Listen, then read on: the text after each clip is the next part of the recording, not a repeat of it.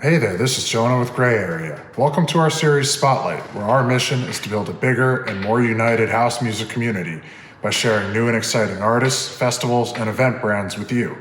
In this interview, you'll hear from Martin Ikin, a UK legend who has burst onto the global scene in recent years. Be sure to like this video and subscribe for more interviews like this. Hey everyone, this is Jonah with Gray Area, and today I'm joined by the one and only Martin Ikin. Martin, thanks so much for being here. Pleasure, man. Thanks for having me on. Awesome. We'll just jump right into it. One of the first things we like to ask for our fans who may not know you, tell us about where you're from, what it's like, and what the house scene is there.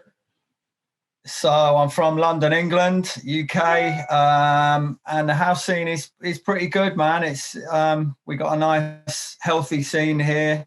Obviously, if it was normal times, there'd be a lot of parties, but we're looking forward to them coming back very soon. Oh yes, I just saw that big event in Liverpool, right? With Yusuf. Yes. Yeah, the videos, man. Yusuf did such a good job with that. So. How old were you when you first started DJing? And do you remember the first time that you played in front of other people? So how old was I? So I had my first release in 91. So I think I was 17. I was probably DJing just a little bit before that. So kind of the same age, 17. And in that time, it was like the rave scene. That was when it was, first starting. And it was really big, all the warehouse parties. And a few of my friends were putting on big parties at that time. So I used to play at them. So it was straight from the bedroom onto the raves, onto the big stages of the raves. It was pretty mental, to say the least. Nice. Yeah. Were there any people that inspired you to kind of take this up, whether it was artists or like the friends that were throwing parties? I was pretty inspired by the obvious ones back then, which were like the Derek May and the Kevin Saundersons. That was the music I was listening to, and they were the records I was buying. And so I just wanted to do that. I wanted to do house music, and I would say they were my inspiration from that time. Yeah. Awesome. If you had to choose one, playing at a festival, a large venue, or an intimate club, what would you pick? Oh, it's a tough one because they've all got their pros. I think festival, though, because it's normally daytime and everyone's saying it's sunny and everyone's having a good time and there's a big, massive crowd. So I'm going to go festival, definitely. Awesome. Do you have a particularly memorable experience on the dance floor, whether performing or as a fan? On the dance floor as a fan, I can't remember. That would have been a long time ago. Normally I'm stuck in the DJ booth. So I'll have to come back to you on that one. Yeah.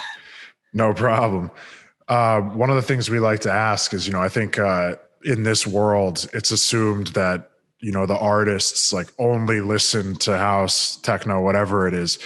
Are there any artists or genres that are kind of outside the world of electronic music that you listen to? Oh, absolutely. I mean, anyone that knows anything about me will probably know that I love jazz.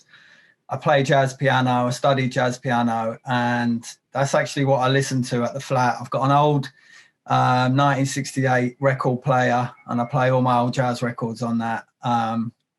So if you came round to my house, you'd be like, are you sure this is Martin Ikin's house? So jazz, Oscar Peterson is my favorite. He's very famous jazz pianist from the 50s, 60s. Herbie Hancock from back then in the 60s as well, when he was doing jazz on Blue Note, all the Blue Note stuff. So yeah, I'm a bit of an old jazzer as well.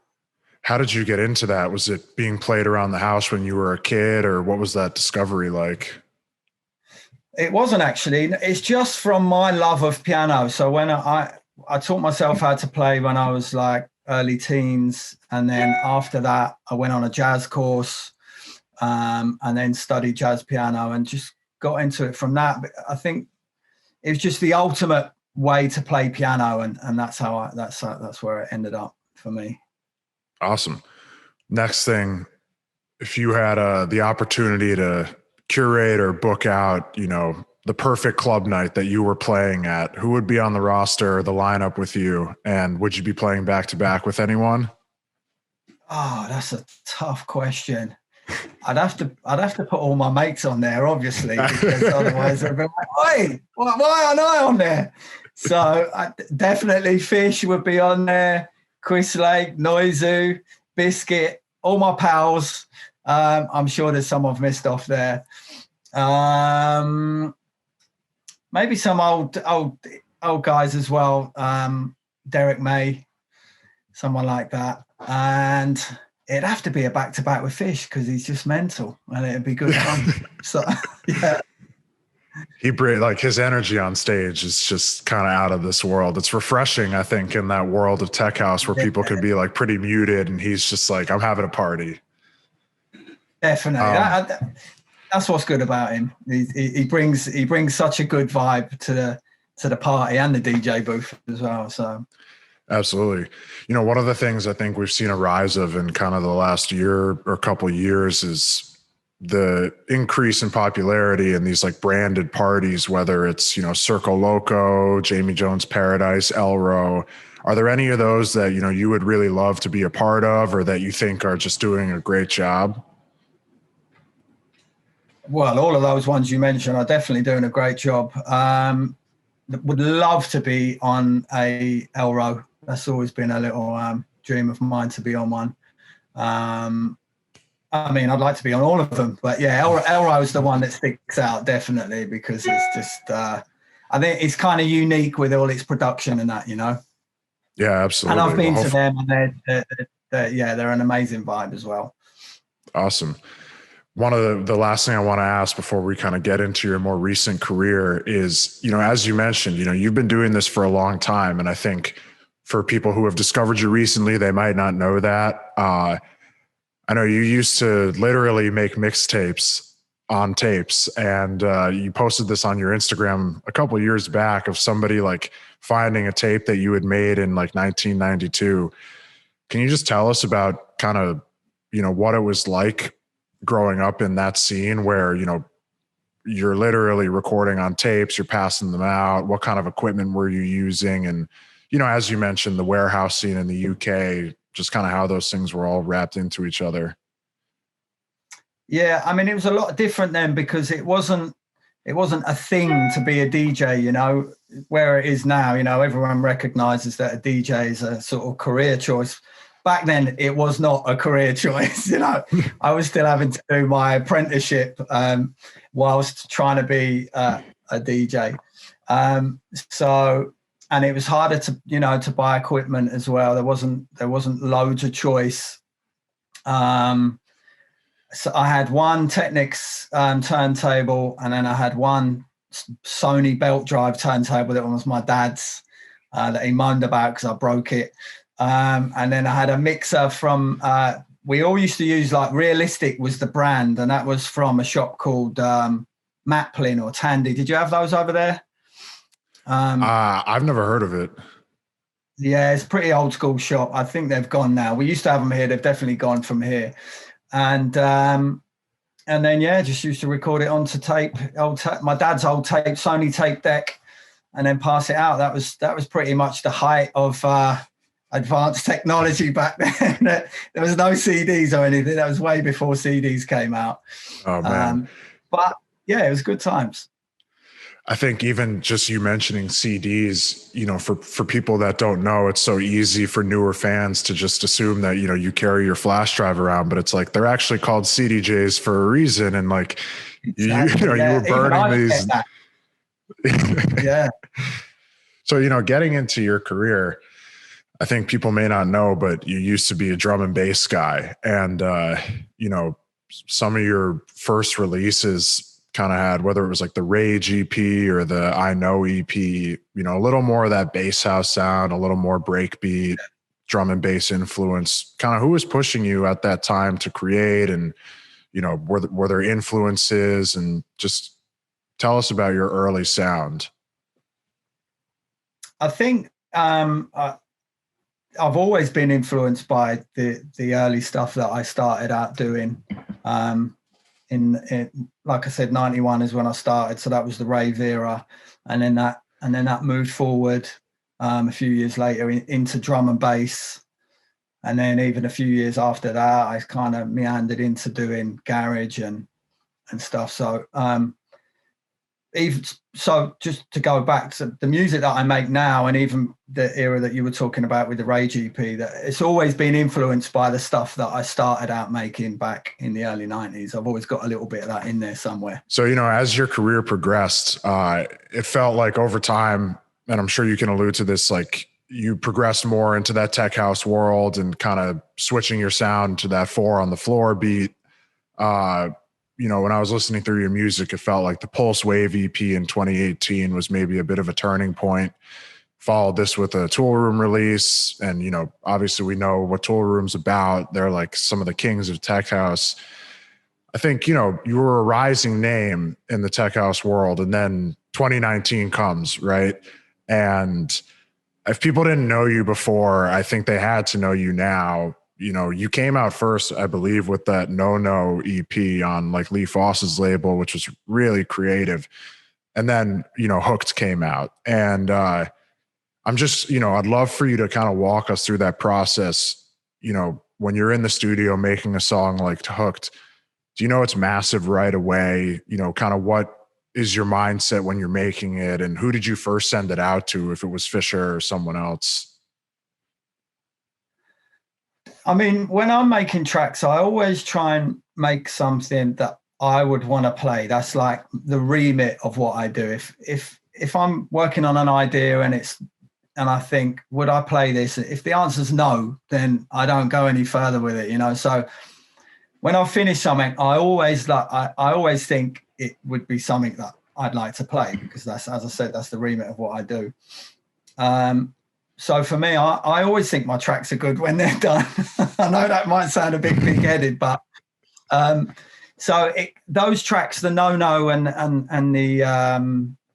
the Hooked, weren't really for me any different to anything else I'd been making. I just thought they were good tracks.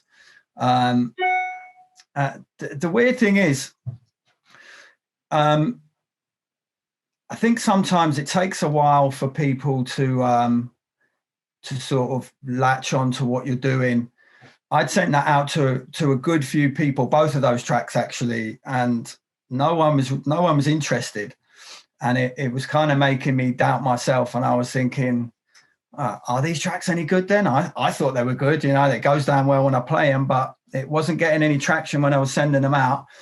And then thank God for number 1, Lee Foss, and number 2, Fisher, because they both took those tracks. And I think that's what elevated me to the next level. That's why people have heard of me now, because those guys gave me their platform. And that's the difference, really. You can be making good music, but if it doesn't get in the right hands, it's tough to move to that next level. Yeah, absolutely. So just kind of, following up on that, as we talked about, it's like you've been around for a while, and I think, you were carving your lane in the UK, and I'm sure in other places in Europe.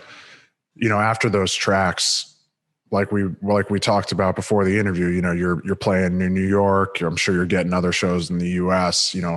When you get a sign off like that from, such big headline acts, does it feel personally validating? And, from a career perspective, did that open doors for you in ways that just didn't exist before? It's absolutely that. Number one, it does feel personally validating, but especially when you've been sending your music out to a lot of people and they're either not responding or they say that it's not for them. You get a negative feedback. So yeah, it's definitely validating, and then it really does open the door for you to move forward with your career, because I think sometimes without that sort of endorsement from people who are much bigger than you in the scene, it's hard to move on and to get Absolutely. those, to start getting the bigger gigs and that. Did you ever have moments, in your career where you felt like, I'm not sure, if this is going to happen, or I want to keep going? Or for you, is it just you enjoyed the act of DJing and producing so much that it didn't matter? Oh, there's been loads of moments like that. I mean, there's never really been any moments where I thought, I'm going to stop doing it because I've been doing it my whole life, pretty much my whole adult life anyway. So I wouldn't stop doing it, but there's definitely been lots of moments where I've thought this is just not going to happen. But I'm going to carry on anyway, and thankfully I did, and it did. So, I mean, there's a moral to that story. Kids, if you get those moments, carry on, because you never know what's around the corner. Absolutely. No, I mean, I think your story is so great for that. And it can be tough, when you see like a guy like John Summit, who people were aware of, but what, was not where he is now. And then, you put out a couple tracks and it's just like the flip of a switch. And, that can happen for anyone at any time, whether it's age 18, age 35, once that happened, obviously things started taking off. And then I don't know, what exactly your touring plans were, but of course, as with everyone else, the world shut down. We're still coming back from it. That being said, I think you've managed to put out like a lot of really high quality music in the last 2 years or year and a half or whatever it's been. For you, when you break through with a song like Hooked or the No EP, I think, people can often try and think, oh, this is what Martin's sound is now. This is what I'm expecting. And if it's not that, I'm confused. But for you, you've managed to stay fresh and do different things, whether it's like Get Hype, Good Feelings, Back in Time. They all have distinct sounds. Would you say, after you had that breakthrough, what has been important for you in terms of staying fresh and kind of finding new inspiration when you're in the studio? I mean, I wouldn't say that the breakthrough has anything to do with the music that I'm making. I would have made those tracks anyway, because I always just make stuff, as I said earlier, that I would want to play out. And I try not to ever make the same record twice. Hopefully my records sound like that. So, and I love synthesizers. I don't know if you can see some behind me and some up there. So that's one of my favorite things is making noises and sounds. So I'm always trying to find something new to put in the next track, and that hopefully makes it sound different from the one that I did before. So that's sort of how I work, really. Whether I was noticed or not, I think I still would have done that, Do you have a process when you're sitting down in the studio, which, as you mentioned, I'm sure nowadays it's a lot more often than it was when you're playing a lot of shows, but do you have an idea in your head of, I want to create this, or do you just sit down and it's a clean slate and you just start building the track? Different ways, really. Sometimes it might be a vocal sample that's the start, that's the Kickstarter. Have a little clip and then build around that. Sometimes, or a lot of the time, it'll be making a sound on one of the synths, like that was the Jupiter.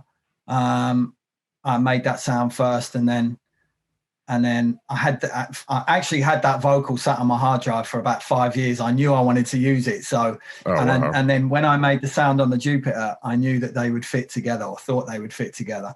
So normally it's just an element like that, whether it's the vocal or a synth sound, and sometimes a bass sound as well. If I make a bass sound on the Pro One or the Moog, that can just be the spark, the inspiration to just then make the rest of the track around that, So just to follow up there, as you alluded to, you obviously have a lot of equipment behind you. And I think for the uninitiated, it just looks like, why does Martin have 3 keyboards in the back? Could you just quickly tell us kind of, what the difference is between the 3 and maybe like when you decide to go to one versus the other? Yeah. That's what my mum used to say when if she ever comes in here, like, why have you got all these keyboards? Like, they all do the same thing. No, Mum, they don't. There's not 3, there's about 13. I don't know how many you can see. Maybe you can see. Oh my God. But yeah, they all do different stuff. So the Moog, this one here, this is my baby. This is like 1972, I think, this mini Moog. That's predominantly bass. I use that a lot for bass and some really hard analog sounds. And up here you got 303. We all know what that does. That's like acid sounds. Jupiter, Juno, up here. I don't know if you can see up there is a Korg. Oh yeah. And they all just do different stuff. It's hard to explain, but different vibes on different synths. So you need as many as you can get your hands on. That's my advice.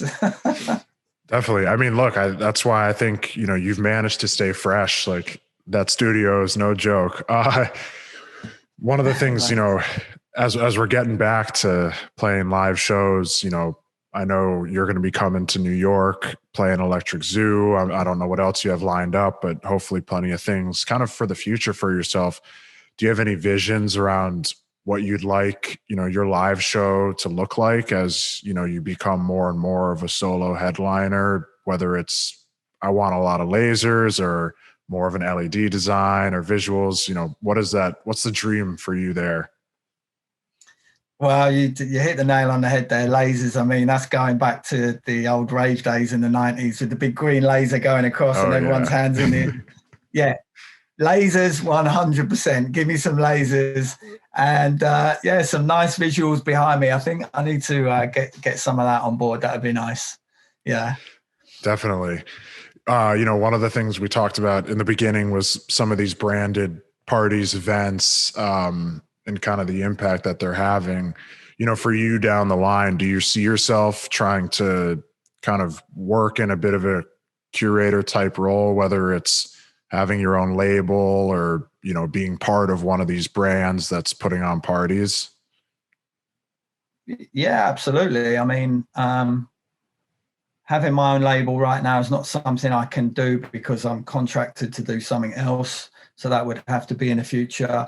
I have had my own labels in the past and would definitely like to do it again. So that's definitely something for down the road. And I'd always be happy to be part of a family that was doing something that I believed in, like these parties are. Definitely. So, yeah. One of the things that, we're trying to do with this project is obviously introduce, our North American audience to artists like yourself. Additionally, kind of give an understanding into the scene in Europe. And I think that from an American perspective, it's really easy to kind of say like, oh yeah, we know, Ibiza and like Berlin's a thing, right? And like, yeah, like people in the UK party. For you, are there any places in Europe that you think fly under the radar or, that just have a unique sound that you'd like to call attention to? I mean, because I'm from here, I think London's got its own vibe and its own sound. That's not to say that it's better than anywhere else. It's just, I think from doing all the traveling that I've done and being in the States and Australia and actually those two places are amazing to party, States and Australia. But London's definitely got its own vibe. So if you haven't, come and check it out when you're allowed to. Stay safe. Is there anywhere in the UK or in Europe that you really want to play that you haven't had the chance to? Oh, that's a good question. Barcelona would be nice. I've never actually been there or played there. So yeah, that'd be one on the list. In the US, is there a city, venue, festival that is on your list? In the US, Coachella would be nice. Yeah. Coachella and Burning Man, please. Sign me up. Yeah. Me too. It's tough, man. I also work as a talent buyer with Made Event in New York. And so Electric Zoo is our festival. And I'm like, I don't think I'm ever going to be able to go to Burning Man. It's the same weekend. It's just, oh, is it? Oh, okay. Yeah. That's why we all, it's like Carl Cox always plays Burning Man. Gotcha. Right. Well, I'm coming to Electric Zoo anyway. So sorry, Burning Man. I'm in New York. You can't have me. Oh man, yeah. Bro, we're looking forward to it. Something else I like to touch on, especially for someone of your stature, if there are any artists, kind of smaller, up and coming that you're listening to, or you think are just making great music that you'd like to shout out. Yeah, there's two guys actually that send me their stuff that if I was playing out, I'd be playing their stuff at every party. It's Roxy, Roxe, I think that's how you pronounce it, and Tyler Coey as well. Two guys that are putting out solid stuff all the time. So I keep an eye out for those guys. Awesome. What's what's the release schedule like for you? Are you looking to put out a lot of music? Are you trying to be more selective, as we're kind of reopening into the live shows again? I mean, obviously, when the shows start, the output will drop off a little bit because I won't be able to be in here as much. So I'm trying to get as much done before we get back to normal life. So yeah, there's quite a lot in the pipeline to come, and hopefully I'll be able to sort of get enough done so that when I'm touring, there's still kind of regular releases. Yeah, absolutely. The last thing I want to touch on, when I was looking through your Instagram, I got the sense that you're a Liverpool fan. Yes, I was actually born there, believe it or not. You'd never tell by my accent, but yeah, my family. I was curious. Yeah. Any thoughts? It's kind of a tough season this year. Thoughts on how they're going to bounce back in the Super League. Well, the Super League's definitely not happening, so that's a no. And as far as this season, I just can't wait for it to end because we've been terrible. Come on, Liverpool, sort yourselves out. So I'm hoping next year we get Virgil van Dijk back and we'll spend a bit of money. Come on, FSG, get your fucking hands in your pockets. And yeah, we can start the fight again next year because this year has been terrible. Yeah. Oh man, it's tough. I mean, when you lose a guy like Van Dijk the whole season, that's a bad start. And it felt like the team was a little just like beat up the whole year. And you see it now at the Champions League final. It's like those squads just have so much depth. But exactly. Yeah, we don't have that depth, so we couldn't compete really on that level. So fingers crossed for next season. Awesome, man. Well, that's all I got on my end. I just want to say thank you again for coming on. We really appreciate it. Really looking forward to having you in New York. We'll have to link up at the Electric Zoo, and hopefully it's the first of many. Yes, definitely. Can't wait. Let's hang out when I'm over there as well. Awesome. Have a good one, man. Thank you, brother. Thank you. Cheers.